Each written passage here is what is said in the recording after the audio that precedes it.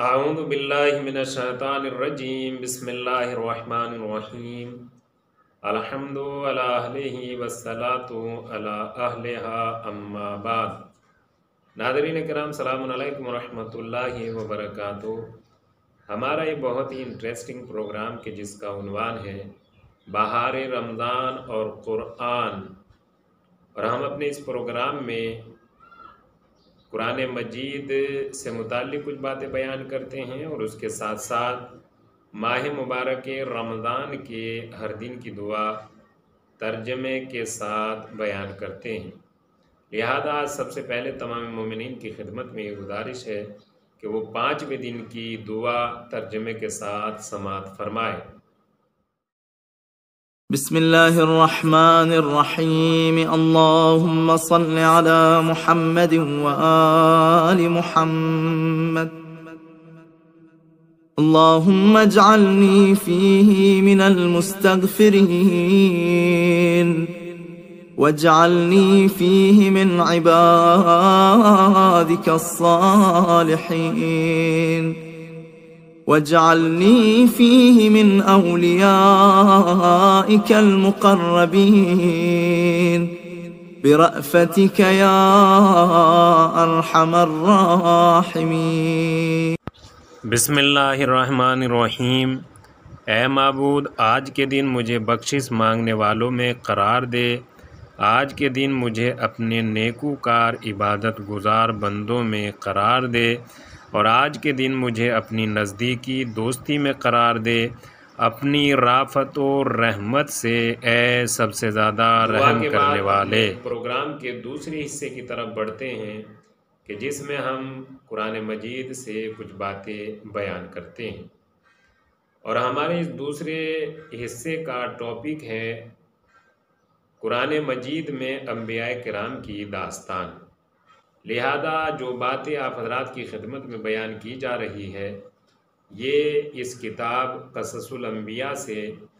کچھ باتیں آپ حضرات کی خدمت میں بیان کی جا رہی ہیں، اور اس کتاب کے پیج نمبر 38 پر یہ لکھا ہوا ہے کہ ایک دن ابلیس، شیطان، یا جسے قرآن مجید نے کہا ہے کہ کانا من الجن، وہ جنوں میں سے ایک جن تھا۔ ابلیس، شیطان، وہ جنوں میں سے ایک جن تھا، وہ ملک یا فرشتہ نہیں تھا۔ چونکہ وہ ملک اور فرشتہ اگر ہوتا تو قرآن مجید اعلان کر رہا ہے کہ جب جناب آدم علیہ السلام کا پتلا تیار ہو گیا تو پروردگار عالم نے سجدہ کرنے کا حکم دیا، فسجد الملائکۃ کلھم، تمام ملائکہ سجدے میں چلے گئے۔ تو تمام ملائکہ کی خاصیت یہ ہے کہ تمام ملائکہ نے سجدہ کیا، کوئی ایک بھی فرد فرید باقی نہ رہا جس نے سجدہ نہیں کیا ہے۔ سب ملک نے، تمام فرشتوں نے سجدہ کیا۔ قرآن مجید کیا اعلان کر رہا ہے کہ شیطان نے، ابلیس نے سجدہ نہیں کیا۔ اس کا مطلب یہ ہے کہ وہ ملک میں سے تھا ہی نہیں۔ بہرحال ابلیس یہ ایک دن جناب موسیٰ کلیم اللہ، صاحب کتاب، صاحب شریعت، اولو العزم پیغمبر، صاحب نبوت کی خدمت میں آیا، اور آنے کے بعد اس نے اس طرح سے کہنا شروع کیا کہ اے موسیٰ، میں تمہارے لیے بہت سی نصیحتیں لے کر آیا ہوں۔ جیسے ہی جناب موسیٰ نے یہ سننے کے بعد جناب موسیٰ پہچان گئے کہ یہ کوئی اور نہیں ہے، یہ تو ابلیس۔ جیسے ہی جناب موسیٰ نے پہچان لیا تو موسیٰ نے اس کی نصیحت سننے سے انکار کر دیا، اور جواب دیا کہ میں تم سے زیادہ جانتا ہوں، یعنی مجھے تمہاری نصیحتوں کی ضرورت نہیں ہے۔ جیسے ہی جناب موسیٰ نے ابلیس کو انکار کیا تو بارگاہ خداوندی سے حکم خدا لے کر جناب جبرائیل امین بارگاہ نبوت جناب موسیٰ میں حاضر ہوئے، اور حاضر ہونے کے بعد حکم خدا سنایا، اے موسیٰ اس کی بہت سی نصیحتیں تو بیکار ہے، بس آخر کی 2 نصیحتیں بہت بہتر، عمدہ اور اچھی ہیں، لہذا انہیں سن لیجئے۔ حکم خدا کے مطابق جناب موسیٰ نے ابلیس سے 2 آخر کی 2 نصیحتیں بیان کرنے کا حکم دیا، اور جب اسے بیان کرنے کی اجازت ملی تو اس نے اس طرح سے بولنا شروع کیا، میری پہلی وصیت یہ ہے کہ اے موسیٰ اگر نیک کام کرنے کا ارادہ بن جائے تو اس نیک کام کو فوراً انجام دے دینا، اور اگر سستی اور کاہلی سے کام لیا تو فتنے کا موجب بن جائیں گے، آپ اس کام کو انجام نہیں دے پائیں گے۔ اور میری دوسری نصیحت یہ ہے، اے موسیٰ اگر بہت زیادہ غصہ اور غضبناک ہو جائیں تو اس جگہ کو چھوڑ کر کسی دوسری جگہ چلے جانا، اور اگر اسی جگہ بیٹھے رہے تو فتنے میں پڑ جاؤ گے، کچھ نہ کچھ برا ہو سکتا ہے۔ یہ 2 نصیحت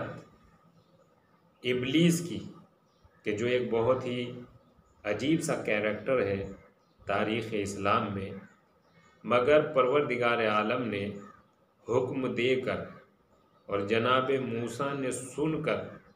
ہمیں اس بات کی طرف آگاہ کیا ہے، ہمیں اس بات کا درس دیا ہے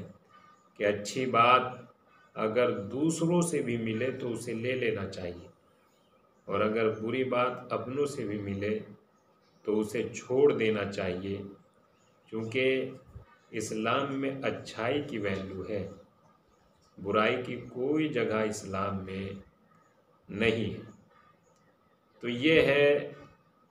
کہ جہاں اچھائی کی قدردانی کی جاتی ہے اور برائی کی سزا دی جاتی ہے، تو اگر اچھی بات ہمیں دوسروں سے بھی ملے تو ہمیں اسے لے لینی چاہیے۔ یہ اسلامک کانسیپٹ ہے۔ اگر صرف ایک مسلمان کو مسلمان سے ہی کچھ حاصل کرنا ہوتا تو پھر اسلام نان مسلم سے لین دین اور پڑھائی لکھائی کو بالکل بند کر دیتا کہ نان مسلم سے تمہارا کوئی تعلق نہیں۔ لہذا اس بات کا درس دے کر اسلام نے مسلمانوں کے لیے بہت سے راستے کھول دیے۔ اچھی بات اگر غیر مسلم سے بھی مل رہی ہے، نان مسلم سے بھی مل رہی ہے تو اسے لے لینی چاہیے۔ جیسے ہم نے ہماری زندگی کا، ہماری لائف کا یہ ایکسپیرینس ہے کہ ہم نے اپنی زندگی میں یہ دیکھا ہے کہ ہمارے زیادہ تر ٹیچر نان مسلم ہی تھے۔ اکثر ڈاکٹرز کہ جن سے ہم ٹریٹمنٹ کراتے ہیں وہ نان مسلم ہی ہوتے ہیں۔ لہذا اس چیز کی اجازت ہے کہ اچھائی دوسروں سے لے لینی چاہیے اور برائی کسی کو نہیں دینی چاہیے۔ لہذا آئیے بس انہی تمام باتوں کے بعد مالک کی بارگاہ میں دعا کرتے ہیں، مالک تجھے اس ماہ مبارک کے رمضان کی عظمت اور فضیلت کا واسطہ ہماری اس مہینے کی دعاؤں کو قبول و مقبول فرما، ہمارے روزوں کو اپنی بارگاہ میں قبول فرما کر روز جزا ہمیں بہتر سے بہتر انعام اور جزا عنایت فرما۔ وآخر الدعوانا الحمد للہ رب العالمین۔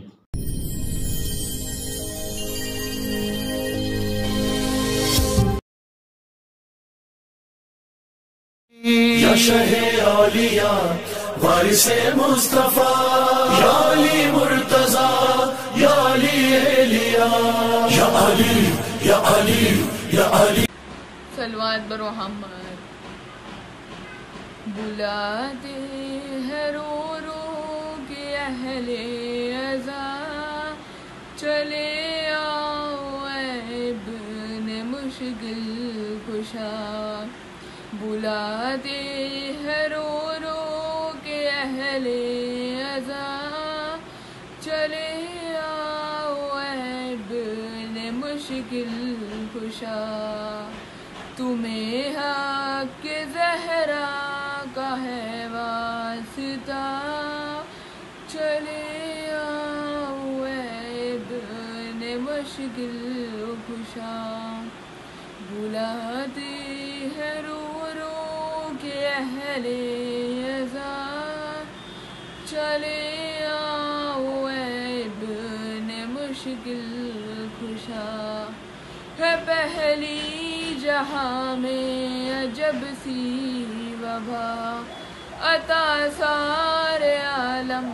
کو کیجے شفا عطا سارے عالم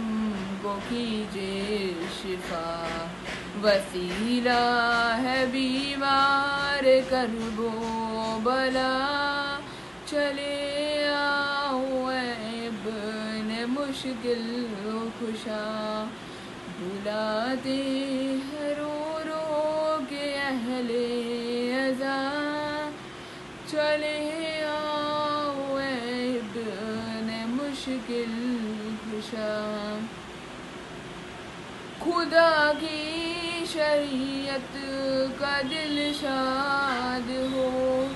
یہ ویران کعبہ پھر آباد ہو یہ ویران کعبہ پھر آباد ہو لگانے علم اس پہ عباس کا